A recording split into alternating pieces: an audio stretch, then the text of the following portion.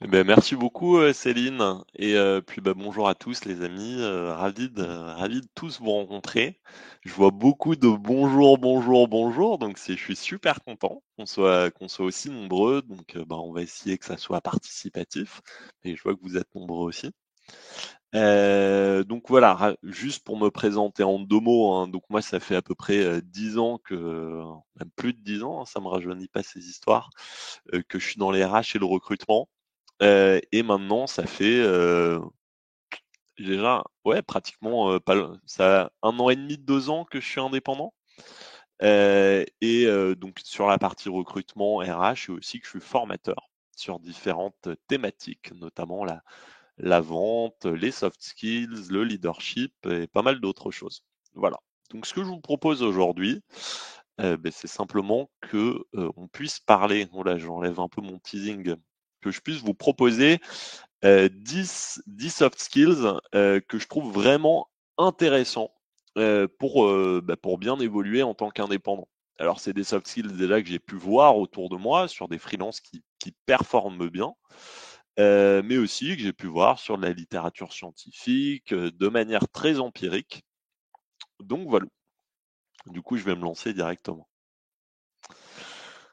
Alors, ça, c'est évidemment pour moi le plus important. D'ailleurs, j'ai toujours une petite pensée pour le Maxence d'il y a quelques années quand j'avais commencé mon alternance et que je me souviens, ma maître de stage m'impressionnait et que du coup, j'osais pas trop lui parler.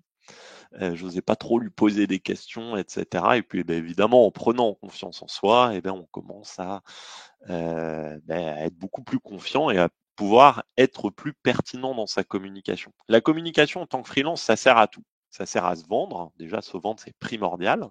Ça sert à créer du lien, ça sert à comprendre l'autre, ça sert à faire avancer un projet.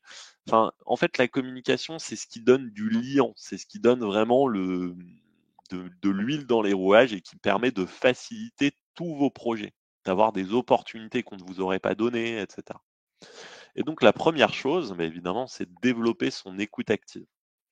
Alors par écoute active, donc je sais que c'est un concept parfois un peu galvaudé, mais c'est réellement essayer de comprendre l'autre, d'avoir une finesse de communication. Et moi, je mets particulièrement l'attention dessus parce que je rencontre beaucoup de personnes autour de moi. Et d'ailleurs, moi, il m'arrive aussi de ne pas être toujours suffisamment à l'écoute, hein, puisque c'est dur d'être à l'écoute. Ça demande beaucoup d'attention, beaucoup de concentration. Que quand vous êtes dans une relation, en tout cas client, faites attention à vraiment être dans l'écoute active. Parce que globalement, c'est vraiment essayer de comprendre quelle est la vision du monde de l'autre personne. Et pour l'écoute active, donc vraiment comprendre ce que veut dire l'autre personne, il y a plein de techniques, faire des petits acquiescements, faire de la reformulation, euh, essayer d'investiguer. La personne dit, bah oui, nous on est une entreprise ambitieuse. Mais qu'est-ce que vous voulez dire par ambitieux? Pour essayer toujours de comprendre et d'avoir la compréhension la plus fine possible. Et bien reformuler, bien écouter, ça permet donc de bien s'aligner sur le message. Et moi personnellement, qui suis un ancien grand stressé, ça me donne beaucoup de sérénité. Voilà. Il y avait un graphique que je trouvais assez marrant. C'était un post sur LinkedIn, je m'en souviens plus trop, mais où on voyait globalement les motivations d'un manager pour acheter un logiciel. Et donc tout en haut, on voyait c'est pour gagner de la productivité ou quelque chose comme ça. Et plus on descendait, c'était montrer à l'autre collègue que je suis meilleur que lui. Et puis tout au bout, c'était montrer à mon ex qu'elle a eu tort de me larguer parce que c'est moi le meilleur. Enfin, en fait, c'est globalement, on peut aller super loin dans les motivations profondes. Essayer de comprendre. Alors, développer sa communication non verbale, donc il y a différentes. Moi, je vois des petits smileys, donc je suis content que ça fasse un peu rigoler. Développer sa communication non verbale, c'est évidemment important parce que on est des êtres d'émotion. On est des êtres d'émotion et donc qui dit être d'émotion, on va faire attention à la confiance qui est dégagée par l'autre personne. Donc par la gestuelle, par le regard, par la voix, enfin bon, il y a différentes méthodes du coup pour développer sa communication non verbale, mais évidemment que c'est très important. Et donc s'adapter à son interlocuteur, comprendre ses enjeux. Ça, c'est une des bases de l'art oratoire, mais finalement, quand vous faites une prise de parole, alors par exemple un pitch en public ou autre, évidemment, il faut que vous essayiez de vous dire, mais en fait, c'est quoi les problématiques de la personne que j'ai en face de moi? Essayez de les comprendre pour pouvoir vous y adapter et y répondre. Quel est le profil de la personne qui est en face de moi? C'est quoi ces problématiques et comment est-ce que j'y réponds?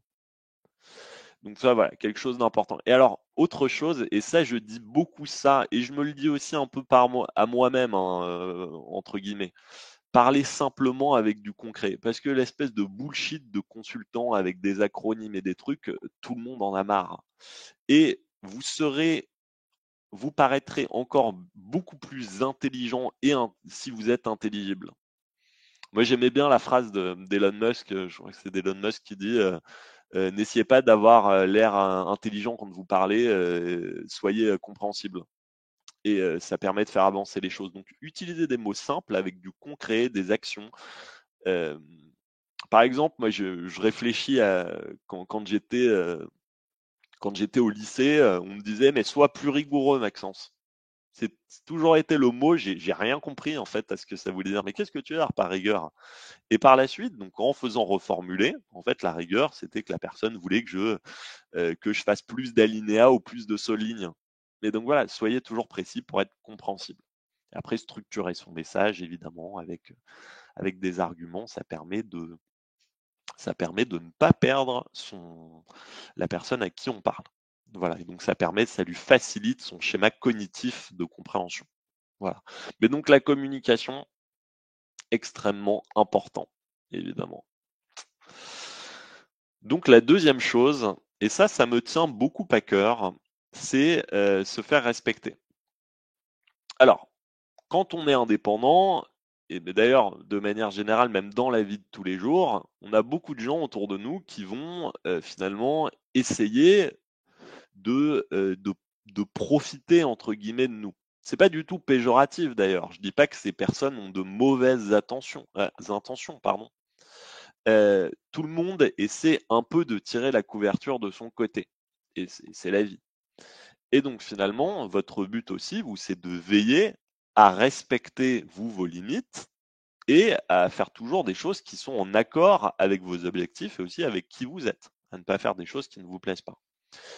Et donc pour moi, une des clés pour se faire respecter, déjà, c'est comme en amour, hein, quand on dit avant d'aimer quelqu'un, il faut s'aimer soi-même. Je crois que c'est comme ça qu'on dit. Pour moi, c'est ça. Finalement, avant de se faire respecter, il faut se respecter soi. Et donc, une des bases, évidemment, c'est de se dire, moi, pour me respecter moi, il faut déjà aussi que je respecte mon temps. Et respecter mon temps, c'est me respecter. Donc, qui va dire prendre conscience de la notion du temps et de l'importance, parce que le temps coule, le temps va, le temps vient, et finalement, le temps, on le perd, et il ne revient pas. Donc, c'est commencer aussi à réfléchir à allouer son temps sur des choses que l'on trouve intéressantes et qui ont du sens pour nous. Et naturellement, quand on va réfléchir, quand on va entrer dans cette posture, dans cette optique-là, eh ben, on va commencer à considérer plus son temps et donc à beaucoup plus évaluer et arbitrer les personnes qui veulent prendre notre temps. Donc, je vous dis pas du tout d'être égoïste on va en parler d'ailleurs tout à l'heure dans le sens du réseau, mais en tout cas, c'est important de savoir ce qui est bon et ce qui ne l'est pas pour vous. Et pouvoir poser ses limites parce que le conseilleur n'est pas le payeur, donc finalement, vous avez toujours la liberté de pouvoir dire oui ou non. Voilà. Et donc quelque chose d'important aussi, c'est de pouvoir parler simplement de choses sans accuser l'autre. C'est de ne pas essayer, et je trouve que c'est très dur, j'ai du mal à le faire moi aussi, essayer de ne présumer le moins possible que l'autre personne nous veuille quelque chose de négatif. La personne, elle n'a pas forcément de mauvaises intentions. Et donc toujours parlez-vous de votre ressenti. Donc c'est ce qu'on appelle d'ailleurs la communication non violente, enfin, c'est un des piliers de la communication non violente.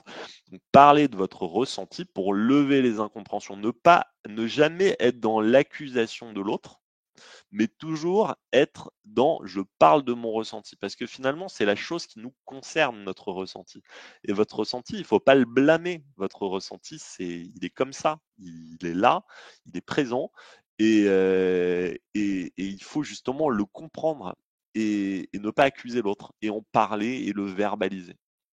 Et donc évidemment, bah oui, c'est pouvoir gérer ses horaires et donc savoir dire non. Savoir dire non, c'est un peu la face immergée de l'iceberg. Une fois que vous aurez réussi, qu'on réussit à faire tout ce travail sur nous-mêmes, savoir dire non, c'est un des piliers par la suite. Mais donc, bah oui, donc on peut poser ses limites et savoir dire non, ça permettra aussi de donner de l'importance à votre temps. Quand on accepte quelque chose, on le fait à fond et on le fait bien. Du coup, on n'accepte pas tout. Voilà. Bon, je commence à prendre un peu de temps. Vous voyez, je suis très bavard, hein. Donc, alors, troisièmement, savoir s'entourer. Quand on parle de savoir s'entourer en tant que freelance, c'est et ça, je le vois énormément avec des gens que je vois autour de moi. Euh, Tout de suite, ok, on va choisir un expert comptable. Ok, eh ben on va prendre le premier qui arrive. Ah, je veux choisir un web designer. Ah ben mon cousin, il est web designer, donc je vais le prendre. Ah, je dois choisir quelqu'un. Mais non, en fait. Après, moi, je vous dis ça aussi parce que je viens du recrutement, donc forcément. Mais non, en fait, il faut toujours comparer. Et il faut toujours partir de soi avant de réfléchir aux solutions. C'est quoi mon besoin? Et quelle est la stratégie que je vais mettre en place pour répondre à mon besoin? Et du coup, étudier tout ça. Moi, je sais que typiquement, par exemple, dans le choix d'un expert comptable, ben moi, je voulais quelqu'un de réactif, de sympathique, de pas trop cher par rapport à des critères que j'avais définis, et de technique. Et ben du coup, on m'avait présenté le cousin de machin qui est très bien, ben ouais, mais il était quand même beaucoup plus cher que les autres. Et ben moi, c'est pas parce que je veux du mal à l'autre personne, mais en fait, ben moi, ce qui m'importe, c'est mon business aussi. Enfin, c'est important, c'est de ça que je vis, donc il faut que je fasse attention à ça. Et voilà, ben, définir clairement les rôles, poser le cadre, éviter les quiproquos. Euh, Rapidement, en tant qu'indépendant aussi, on peut arriver dans des logiques, soit d'association, de collaboration, de machin. Et ben il faut très vite, je trouve, poser les cadres pour éviter le quiproquo. Ok, ben en fait, tu me files du business, ben combien je te redonne en tant qu'apport d'affaires? Tu m'invites à déjeuner. Enfin, moi, je suis extrêmement transparent là-dessus et je pense que c'est très important. Éviter les quiproquos parce qu'on ne sait jamais ce qui peut se passer. Et malheureusement, on a tellement d'aventures qui sont pas toujours terribles, hein, aussi en termes de collaboration. Donc c'est bien d'essayer de poser ça au maximum au début. Et puis être exigeant et définir clairement les rôles, ça n'empêche absolument pas de transmettre ses connaissances ou d'être solidaire avec les autres et de les accompagner. Justement, c'est parce que vous êtes solidaire qu'on va avoir envie de vous aider. Mais enfin voilà. J'essaie d'aller un peu vite, hein. Alors, la capacité à réseauter.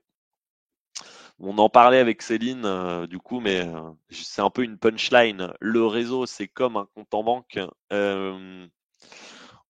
En fait, c'était une histoire, je sais plus, est-ce que je l'avais écouté sur Internet ou je sais plus où, et je l'avais trouvé super drôle. C'était une personne qui faisait le comparatif. Vous, par exemple, vous arrivez, vous souhaitez ouvrir un compte en banque. Donc, bah, tout de suite, la banque, elle accepte, vous êtes content, c'est bon, vous avez votre compte en banque. Et vous allez voir votre banquier, vous lui dites, bah, écoutez, monsieur le banquier ou madame la banquière, j'ai besoin de 30 000 balles. Ah ben non, monsieur, vous avez encore pas donné d'argent, il faut prendre un peu de temps. Et bien finalement, c'est un peu, c'est un peu un comparatif, une métaphore qu'on peut faire avec le réseau. Si vous donnez rien, eh ben, vous recevrez rien. Je vous dis pas d'être égoïste ou d'être calculateur, mais en tout cas, c'est une des lois universelles du réseau. Et d'ailleurs, on ne donne pas aux gens qui sont pingres. On le voit toujours, les gens calculateurs, machin, on leur donne un truc et ils sont contents. Mais, mais d'ailleurs, c'est aussi ce qu'on dit en négociation, c'est la grande majorité des accords, même si on pense même que c'est que du one shot, en fait, c'est souvent sur le long terme et la personne peut nous apporter beaucoup plus. Donc, le réseau, c'est un pari sur l'avenir. Quand on donne quelque chose, on peut recevoir beaucoup plus. Et donc, pour ça, eh ben, c'est aussi se dire, ben, la générosité, être généreux, donner, on ne peut pas donner à tout le monde, mais en tout cas, c'est aussi une opportunité de créer une relation avec quelqu'un. et de créer une relation qui peut être belle, qui peut être donnant-donnant. Et bonne manière, parce que c'est aussi savoir remercier. Mais bien remercier quelqu'un, c'est dur. Souvent on dit merci. Et oui, mais merci pourquoi? Et merci, c'est aussi l'occasion, par moment même, de se livrer. Pourquoi est-ce que ce que tu as fait, ça m'a profondément aidé? Donc c'est avoir une peut-être presque de l'humilité par rapport à ça. Quand tu m'as aidé sur ce sujet, je m'en serais jamais sorti tout seul parce que je ne connaissais pas, je n'aurais pas su faire. Donc je te remercie. C'est se livrer. Mais bien dire merci, c'est pas si simple. Et donc adopter la bonne posture. Alors, typiquement, bon, vous cherchez une mission. Si vous rencontrez des gens dans votre réseau en mode je recherche une mission, voilà, l'humain étant fait ainsi, certaines personnes auront, je pense, tendance à vous éviter. Je ne vous dis pas que c'est bien ou que c'est pas bien, hein. Alors que à l'inverse, si vous posez des questions, vous êtes simplement dans une optique. Je m'intéresse beaucoup à votre entreprise, je trouve que c'est très intéressant le domaine dans lequel vous êtes. Je réfléchis, pourquoi pas, à trouver des missions dans votre domaine, mais aujourd'hui, je suis surtout dans une phase d'étude. Je serais ravi qu'on puisse échanger ensemble par rapport à votre activité. Je m'intéresse beaucoup. Et là, vous posez des bonnes questions. Vous posez, vous montrez du coup que vous êtes intéressé. Et c'est éminemment un gage d'intelligence de poser des bonnes questions. Donc, avoir la bonne posture, c'est quelque chose d'extrêmement important. Et donc, évidemment, pour cela, il faut définir une stratégie réseau. En fait, dans le réseau, il y a à la fois des choses qui peuvent tomber un peu de nulle part, et il y a aussi des choses qu'on peut faire, il y a aussi des choses qui doivent être finalement plus structurées. Alors moi, je suis le roi je commence des phrases et en fait, je me souviens plus exactement quelle est la citation, mais c'est une phrase de Sénèque qui dit quand on ne sait pas où on va, et ben finalement on va nulle part. Enfin, bref. Mais globalement, ce que je veux dire, c'est que le réseau, tout le monde sait qu'en tant que consultant ou en tant qu'indépendant, c'est un des leviers les plus puissants pour avoir des nouveaux clients. Et pourtant, tout le monde passe 10 plombes à faire un site internet ou à faire des trucs comme ça, à faire une stratégie, et personne fait de stratégie réseau alors que tout le monde sait que c'est le plus puissant. Eh ben oui, il faut faire une stratégie réseau, les amis. Il faut suivre son réseau. Il y a plein de mind mapping ou de trucs comme ça, mais il faut le suivre. C'est un des leviers les plus puissants. Enfin, moi, je sais que mes clients, je les chope comme ça, hein. Ou grâce à Malte, évidemment, Céline. Et faire vivre son réseau. Ben oui, une petite pensée pour les gens de son réseau. On lit un article qui nous fait penser à cette personne, ou on essaie de faire une petite mise en relation, quelque chose comme ça, un petit cadeau, moi j'aime bien le vin, ben voilà, une petite bouteille de vin, c'est toujours sympa. Ben ouais, parce que c'est sympa, c'est du donnant-donnant. Voilà. Ben voilà, par rapport au réseau, les amis. Donc voilà, l'organisation et la gestion du temps. Alors, moi, je suis d'un naturel qui était peu organisé. Et du coup, j'ai appris à le devenir en travaillant pas mal dessus sur moi. Et ben alors, ça c'est toujours un truc qui me fait marrer, c'est on voit des gens avec des post-it dans tous les sens et des dossiers avec des trucs de couleurs, et du coup, ils se pensent organisés. Mais pour moi, la base de l'organisation, déjà, en fait, c'est quoi ton objectif?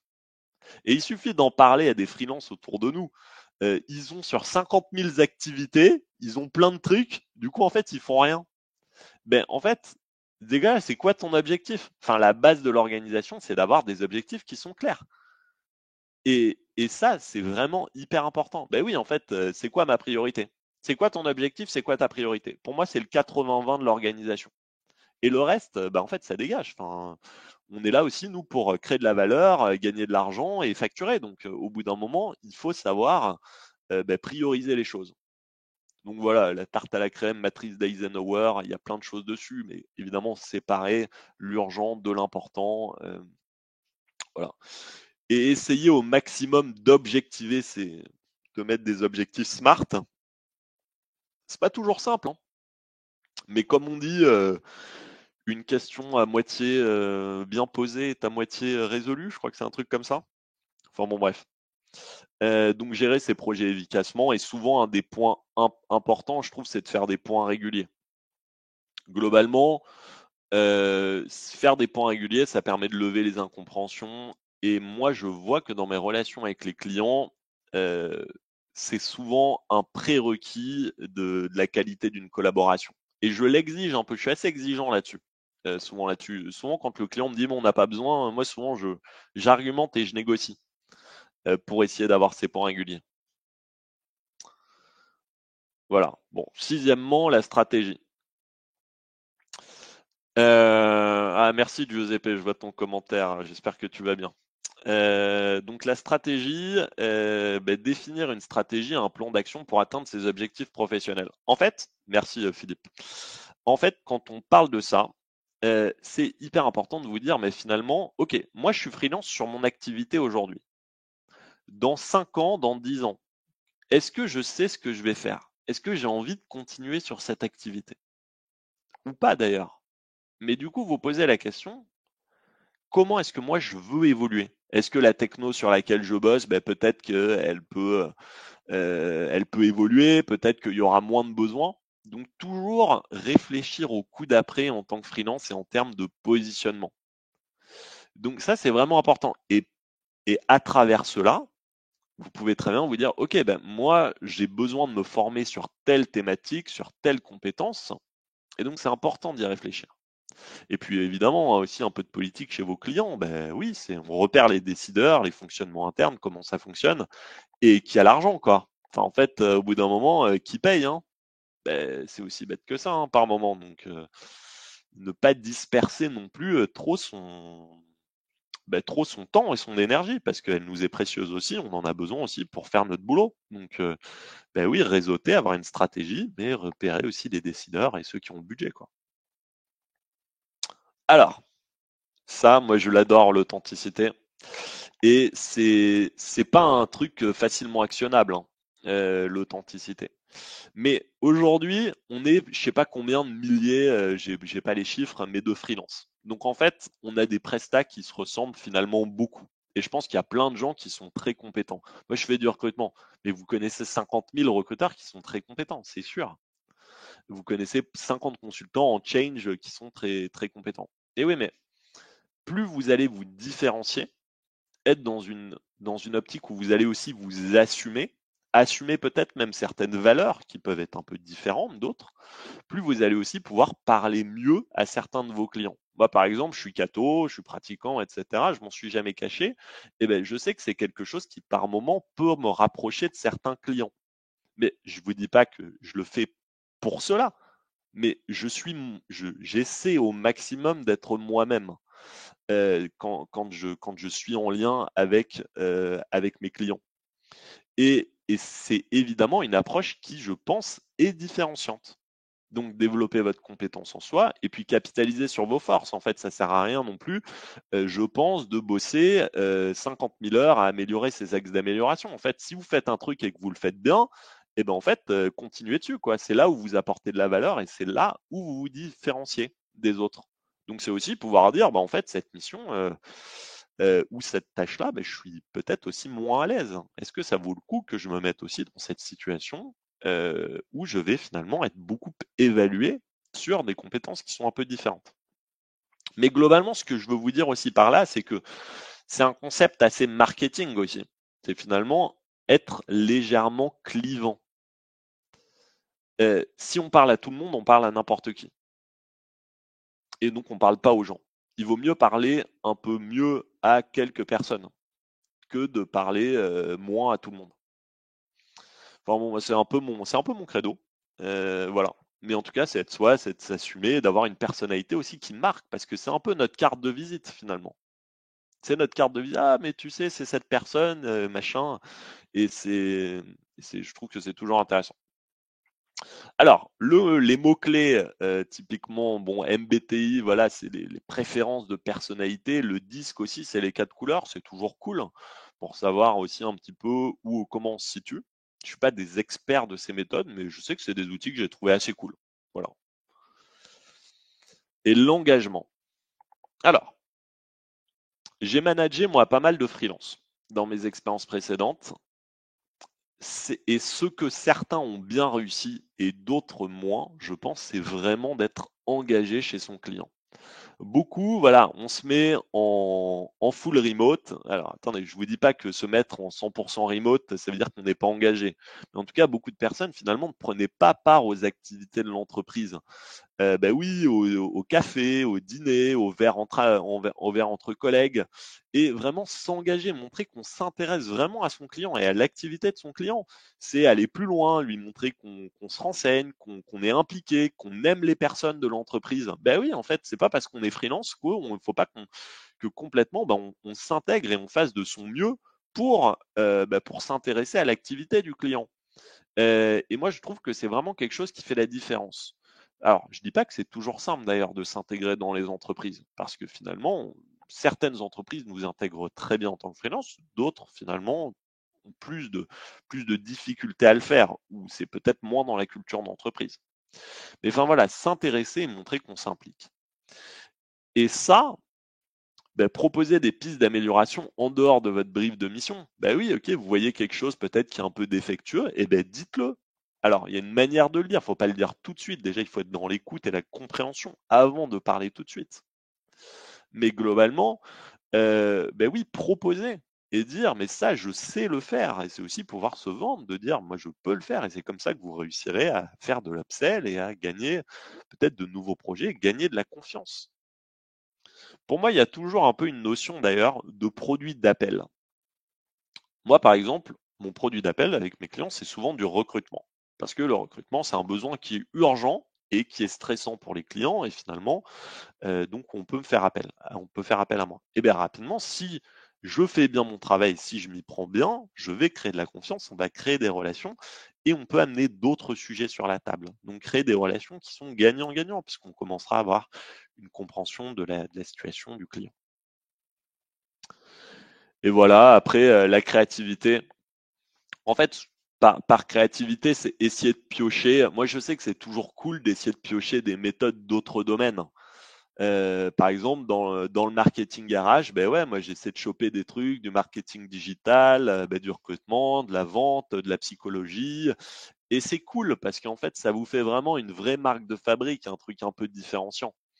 Donc voilà. Mais moi, franchement, c'est pas spécialement ma force, mais je sais que c'est un truc qui est apprécié chez les freelances. C'est réussir à choper des trucs de pas mal de méthodes différentes pour avoir votre propre approche, votre propre méthode à vous.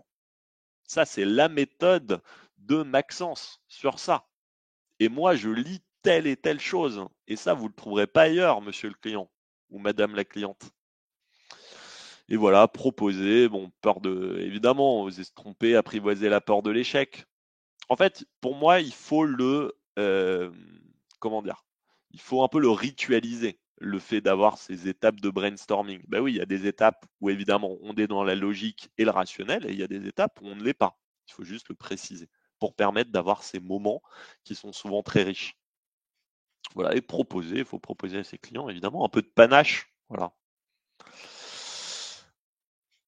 Et aller à l'essentiel pour bien terminer. Alors, ça c'est un truc vraiment, ce sujet, c'est une des grandes incompréhensions, d'ailleurs, moi, que j'ai eu même avec moi-même et avec d'autres personnes.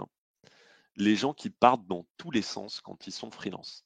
Et du coup, ils passent leur temps, en fait, à être sur des petits projets, des petites side business, etc. Et en fait, ils ne proposent pas de propositions de valeur concrètes. Oui, ben en fait, si vous faites du recrutement, vous faites du marketing, vous faites des choses, ben oui, vous proposez de la valeur, c'est un truc qui est précis, et il y a un besoin en fait qui est réel, qui est concret. Mais il y a des gens tout de suite qui vont essayer d'avoir des projets incroyables, qui vont passer 6 mois à faire des sites internet ou je sais pas, à faire de la veille documentaire ou des trucs, alors que personne n'a rien acheté. Mais en fait, il faut aller simplement. On fait une mission, on la fait bien, et quand on la fait bien, eh ben on a de l'argent, et du coup on continue à être en phase avec le marché et à pouvoir, pourquoi pas, développer d'autres activités et à changer.